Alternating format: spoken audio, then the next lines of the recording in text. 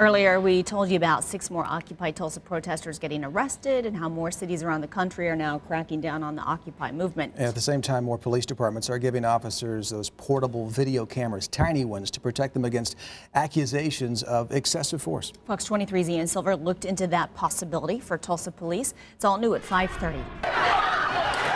From Occupy Oakland to Occupy Portland to Occupy Tulsa, police are making more arrests, and more protesters are claiming those officers are using excessive force. Now, more police departments are arming themselves with these. Verbal or physical assault or all those things, and those cameras certainly come in handy when trying to prove our innocence. But don't expect to see Tulsa police officers wearing cameras like this anytime soon.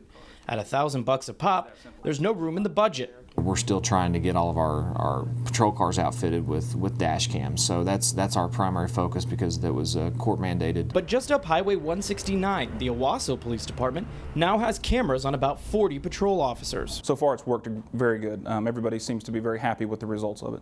Now, officers tell us the more video from the more angles, the better, even for an average traffic stop. And we're going to put that to the test. I'm an officer. I've just made a traffic stop. I've got my dash cam video rolling. I've walked up to the suspect, but that dash cam video isn't picking up the fact that this suspect has a gun.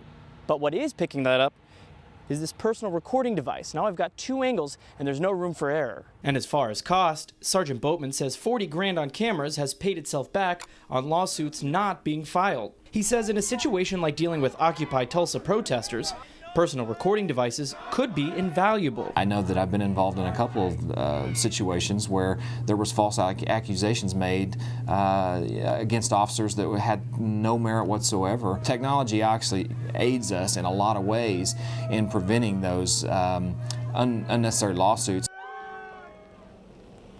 Now, while TPD does not have those personal recording device cameras that officers wear, the department does have several regular old-fashioned video cameras that the department brings out for bigger events and situations like here at Occupy Tulsa. Now, Officer Jason Willingham with TPD told me he personally hopes that the department is able to afford those personal recording devices sometime in the near future because he does see how invaluable they can be not only to the department but also to the entire city.